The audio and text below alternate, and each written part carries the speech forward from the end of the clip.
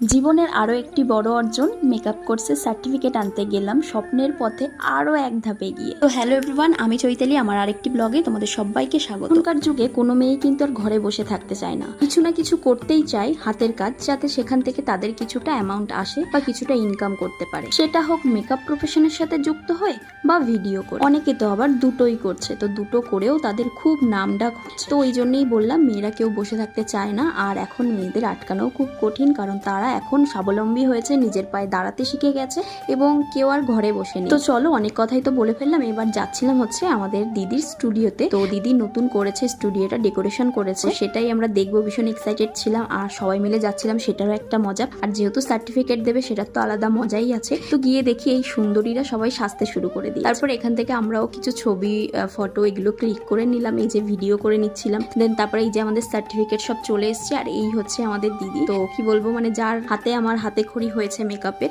আর একজনকে দেখাই, দাঁড়াও, এই হচ্ছে কিউটি, দিদির ছেলে, ভীষণ কিউট। আর এখানে দেখো দিদি কিন্তু সার্টিফিকেট গুলো সব দিয়ে দিচ্ছিল আমাদের। আর সার্টিফিকেট দেওয়ার সময় মানে আমরা এত মজা করেছি, হাসি মজা। আর এই হচ্ছে কেক নিয়ে গেছিলাম, কেক, আর দিদির জন্য একটা ছোট গিফটও নিয়ে গেছিলাম। দিদির তো ভীষণ পছন্দ হয়েছে, যেটা হচ্ছে আমাদের এই গিফটটা নিয়ে মারাত্মক লেভেলের, মানে কি নেবো না নেবো এটা একটা ছিল।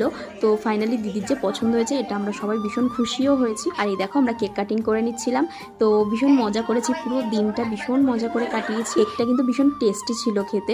তারপরে দেখো এখানে যে এখন ট্রেন্ডিং রিলসটা চলছে, সেটাই করে নিচ্ছিলাম। প্রথম টেকে তো হয়নি, সবাই মানে কি বলবো, প্রথম তো সবাই একটু ভয় পাচ্ছিলাম, হাসি মজা করছিলাম। দেন তারপর দ্বিতীয় টেকে কিন্তু ঠিকঠাক হয়েছে।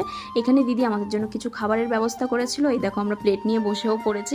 আর এই যে আমি, তো দেখতেই পাচ্ছ সামনে দুজনে, ওরা কিন্তু পরোটা খাচ্ছে। দিদি নিজের হাতে ওদের জন্য পরোটা করেছিল, কারণ ওরা গুরু পূর্ণিমার উপোস ছিল, উপোস না সরি, ওরা নিরামিষ খাচ্ছিল আর আমরা আমিষ খাচ্ছিলাম। আর এখানে দেখো আমাদের খাওয়া দাওয়া কমপ্লিট। দেন এখানে পুচকুটা চলে এসছে আমার কোলে। আর ও এত ভালো না, যেই যায়, অচেনা হোক চেনা হোক, ও সবার কোলে চলে যায় ঠিক, আর ভীষণ ভালো কিউটি। তো তারপর দেখো এখানে চলছিল কিন্তু অ্যাক্টিং, মানে ভীষণভাবে অ্যাক্টিং এর মধ্যে ডুবেছিল সব। তারপর এখন আমরা বেরিয়ে যাব। আর পুচকুটা দেখো পেছন পেছন চলে আসছিল, বলছিল তোমাদের সাথে যাব আমি। তো যাই হোক, দেখো তারপর চলে এসেছি কিন্তু আমাদের বইচি বাজারে, এখান থেকে ফল নিয়ে সোজা চলে যাবো বাড়ি।